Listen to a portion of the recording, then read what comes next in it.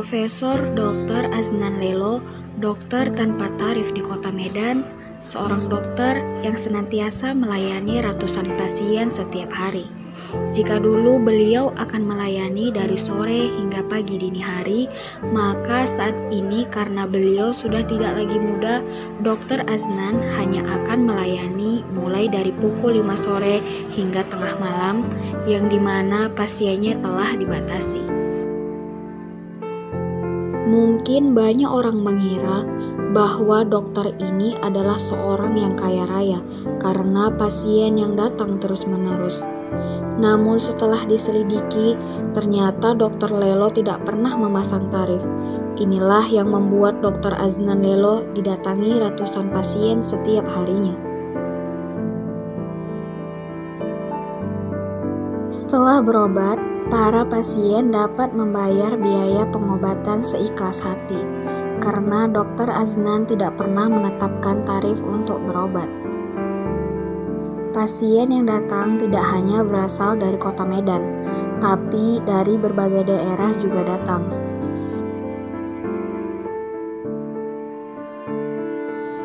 Dr. Aznan juga memberi resep obat-obatan yang relatif murah. Aznan Lelo dikenal dengan nasihatnya yang keras, tegas, hanya untuk membantu proses penyembuhan pasien dengan cepat. Selain itu, Dr. Aznan Lelo juga seorang dosen di Universitas Sumatera Utara. Dia adalah guru besar di Fakultas Kedokteran.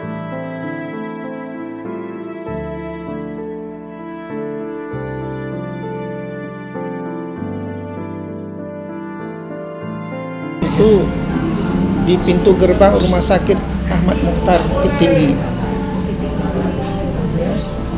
Jadi dari kampung itu ke Rumah Sakit Ahmad Mukhtar di Bukit Tinggi itu cukup jauh, 45 km. Itu naik bendi, ya kan? Sementara sudah partus terlantar. Nah, jadi waktu berangkat ke Sorong, nah situ timbul tanda-tanda mau melahirkan. Nah, dipanggillah dokternya dan melahirkannya susah. Paksa ditang, dijepit kepala tuh, tarik. Gak bisa lahir spontan.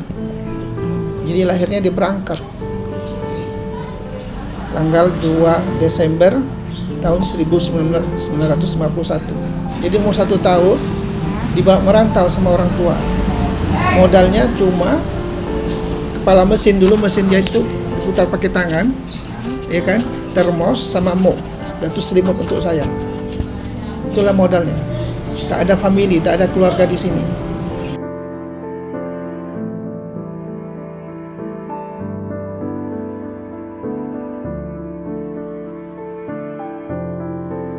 Dulu kecil tak punya cita-cita. Tamat SD ada acara perpisahan. Saya sekolah di Taman Siswa. Taman Siswa itu ada ketua Taman Siswa Kota Medan, namanya Pak Ki Sugondo Kartoprojo. Ki Sugondo Kartoprojo. Orang tua itu dipanggil Ki untuk laki-laki, Ki untuk perempuan. Jadi saya dari SD selalu jadi ketua. Walau saya itu semeter kotor, pendek, kurus, ceking, kepala botak, ya, selalu jadi ketua kelas. Ya. Jadi di acara perpisahan itu disuruh saya pidato. Habis pidato, kemudian Ki Sugondo tanya sama saya, "Aznan, kau nanti udah besar mau jadi apa?" Saya bilang saya mau jadi orang berguna tapi berbeda dari orang lain. Nah, maksudnya apa? Mau jadi dokter? Iya, beda lah. Jadi dokter, mau jadi senior terserah, pokoknya berguna untuk orang lain, tapi berbeda. Oke, macam gitu. Tidak ada menyebut mau jadi dokter. Baru muncul jadi dokter itu waktu SMP saya tuh belajar sampai larut malam. Ya. Sampai larut malam, banyak nyamuk nyedot darah saya, ya. Itu kalau saya turunkan tangan saya gini, itu udah berdarah. Ya. Makanya waktu 1 SMA saya kena malaria otak. Nah, pulanglah abang saya tamat AMN, Akademi Militer Nasional, ya, Bang As namanya. Ditengoknya saya lagi belajar. Dah besar kau nanti mau jadi apa? Saya bilang saya mau jadi sarjana nuklir. Ah, ngapain bunuhin orang? Udah carilah kerjaan yang bisa guna untuk orang banyak. Nggak usah jadi sarjana nuklir. Karena sekarang ini ada nuklir kedokteran. Nah, sejak itulah baru disusun apa mau ditargetkan. Nomor 1 dokter. Kalau nggak dapat dokter jadi guru. Kalau nggak dapat jadi guru jadi perawat. Nah, itulah rankingnya itu. Ya, alhamdulillah sekarang 3-3 dapat. Saya dokter, ya, saya dosen, profesor, dah, saya perawat. Saya tak pakai perawat di praktek nih, ya, kerja sendiri.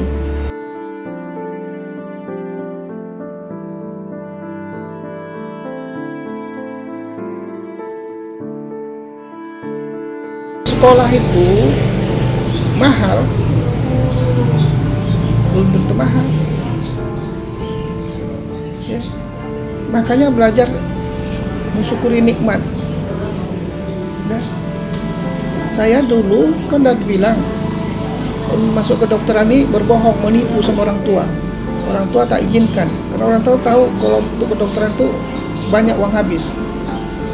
Nah, jadi waktu saya lulus, ya, itu saya bilang sekali inilah aku minta uang kuliah 1 tahun 33.000, 32.000 uang kuliah 1 tahun, 1.000 untuk peluncu, untuk jaketnya apa segala macam. Ya, sisanya yang macam kau buat tadi, ngasih privat les, buat kumpulan soal-soal dijual, ya. Nah, dari situ dapat duit. Apalagi yang diajar nih anak-anak dokter yang kaya-kaya, ya kan? Banyak kali duitnya. Untuk biaya kuliah 3 tahun udah cukup.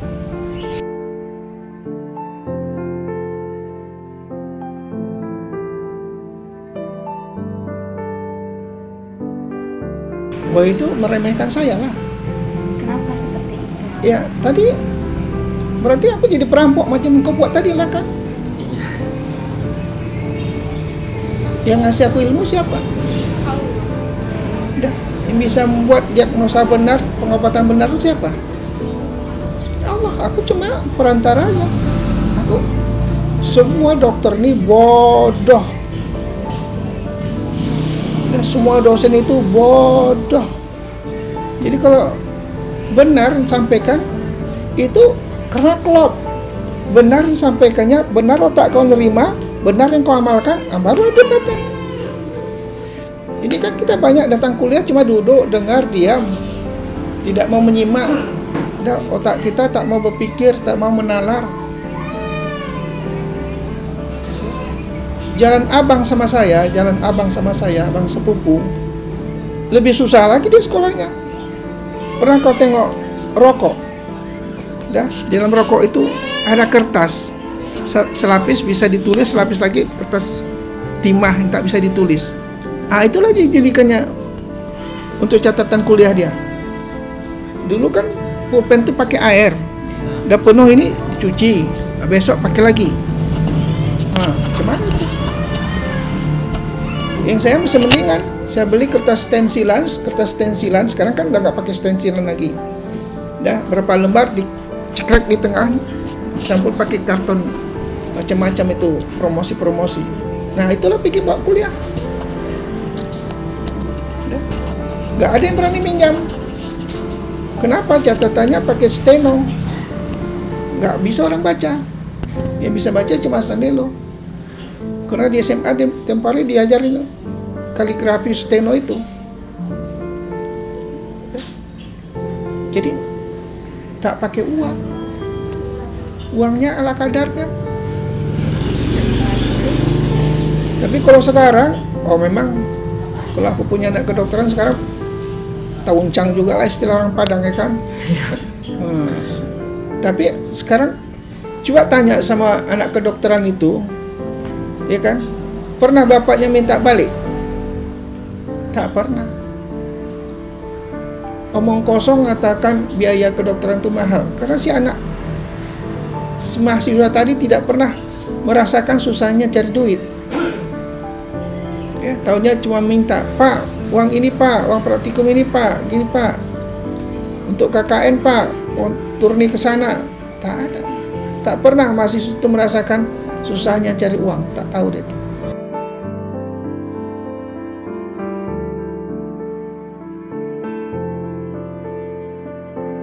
Sebelum ke Australia, ya, saya itu mau ngambil S3 ini kena cekal sama pemerintah kita. Iya, disebut Islam ekstremis. Nah, karena umur 28 saya udah pulang haji. Jadi ke fakultas saya pakai topi lobe. Jadi pakai assalamualaikum, assalamualaikum. Orang tak pernah ada buat macam gitu. Maka disebut Islam ekstremis. Nah, kena cekal. 2 kali ikut ujian seleksi, lulus tapi tak berangkat. Dan kemudian saya jumpai seorang ustadz, almarhum Ustadz Jamaluddin Ahmad, ya, di Jalan Hamaliun ini tinggalnya. Jumpain ustadz, macam mana nih ustadz? 2 kali ikut ujian, 2 kali lulus. Ya, saya pergi ke Mekah berdoa, rasanya doa itu didengar gitu kan. Kemudian apa dia bilang? Kau haji tak berimannya kau, katanya. Nah, bilangnya kita haji tak beriman. Maksud ustaz apa tuh? Kalau memang sudah ada rezeki kita, tak ada siapapun yang bisa menghalanginya, tak ada siapapun bisa mengambilnya. Bilangnya, andai kata ada rezeki kau sepiring nasi di Australia, artinya kau pasti sampai ke Australia. Terserah lah mau pakai sampan atau mau pakai kereta api. Mana ada kereta api? Sedangkan ke Jawa aja tak ada kereta api, ini sampai ke Australia naik kereta api gitu. Ya kan? Pasti kau sampai ke Australia. Andai kata udah sampai kau ke Australia, udah kau makan nasi tadi, baru setengah piring kau rasa dah kenyang, kau balik ke Indonesia, artinya kau mesti balik lagi ke Australia untuk menghabiskan yang setengah piring lagi. Dan kalau tidak, tak mati-mati kau. Tak usah itu, katanya. Andai kata ada rezeki kau setusuk sate padang di bulan, artinya kau pasti sampai ke bulan. Apakah pakai tangga, pakai eskalator, terserah lah. Pokoknya kau pasti sampai ke bulan. Nah, itulah yang membuat yakin. Nah, belakangan saya lebih yakin lagi. Andai kata rezeki itu tercecer, ya kan, siapapun tak ada yang bisa ngambilnya.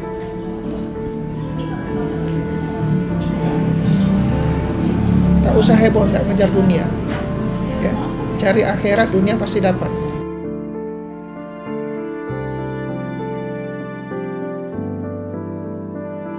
Kalau ada palang nama itu artinya apa? Orang Aceh, kalau ada palang nama itu artinya apa? Tanda gitu sih. Tanda apa? Tanda kalau misalnya orang-orang biasanya tuh pakai kayak promosiin tempat gitu sih. Nah, ada promosi, ada unsur bisnis, Ya. dan penuh tanggung jawab. Ya. Kalau nggak hadir berarti aku penipu. Udah, paham? Tenaga kita tak tentu. Udah, kalau tak pakai pelang, tak ada beban moral macam tadi. Dan kalau udah pakai pelang itu beradu servis, ya kan? Kemarilah kalian banyak-banyak, aku lagi butuh duit nih, kemari kalian, aku mau buat rumah, aku mau beli mobil, datang kalian kemari, itulah pakai pelang. Tak usah Pak, tak ada gunanya. Biarlah masyarakat mengatakan, oh mau berobat, ke sana, oh ke sana, mau direpetin, datang ke sana, mau berobat, datang ke sana.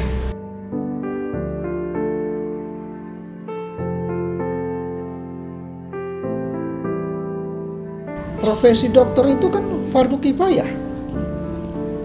Satu kampung kalau tidak ada tabib, tak sah kampung tadi. Mesti satu orang, mesti ada yang jadi sebagai tabib. Ya. Kerja dokter itu makin meyakini Allah itu maha ada, maha benar, maha kaya, maha pengasih. Lengkaplah kita. Jadi dokter itu makin tak bertuhan, itu salah besar.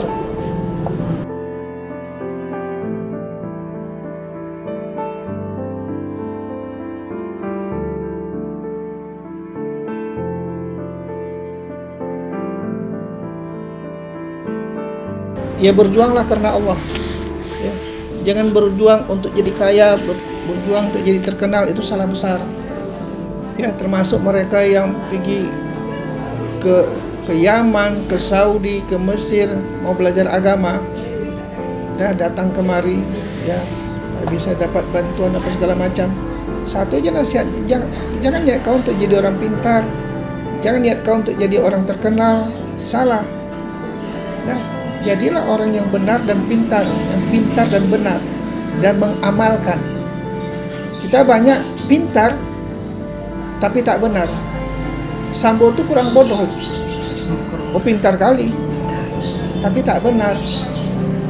Banyak ustadz kita banyak pintar tapi tak benar, dan itu yang terjadi. Jadi ilmu itu hanya sampai untuk ujian supaya IP 4, itu salah besar. Ya. Jangan pakai target hidup ini. Targetnya cuma satu, cari reda Allah. Kau untuk ke surga apa modal kau? Yang cari cuma satu, rahmat dan reda Allah. Banyak pun pahala yang kau buat, tapi kalau Allah tak suka sama kau, ke neraka juga. Itu nanti di akhirat, dia kan si Polan ini bersoal sama Allah. Allah, tak tahu kau bagaimana alimnya aku, bagaimana dermawan aku? Tahu, kata Allah. Semua umat di dunia ini yang mengatakan kau orang paling alim, kau orang paling dermawan, dan masuk di TV apa segala macam. Tapi kau kerjakan itu bukan karena aku. Jadi kalau mengerjakan sesuatu itu karena Allah, orang mau mengancam sekali, lancamlah situ. Mau bunuh-bunuhlah situ. Karena janji Allah, siapa yang sudah jadi kekasihku, akulah backingnya. Langkahi dulu aku, kata Allah. Jadi takut apa lagi? Aznan Lelo memahami betul makna pengabdian dari profesinya, karena dia yakin rezeki sudah ada yang mengatur.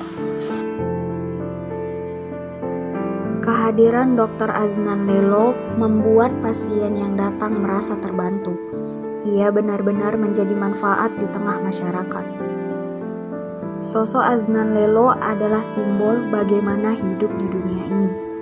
Ia memberikan manfaat kepada banyak orang, tak memikirkan harta, apalagi hidup bersenang-senang. Di dalam pikirannya, profesi sebagai seorang dokter, guru, dan perawat tak boleh memasang tarif karena orang datang untuk mencari solusi, bukan untuk mencari masalah baru.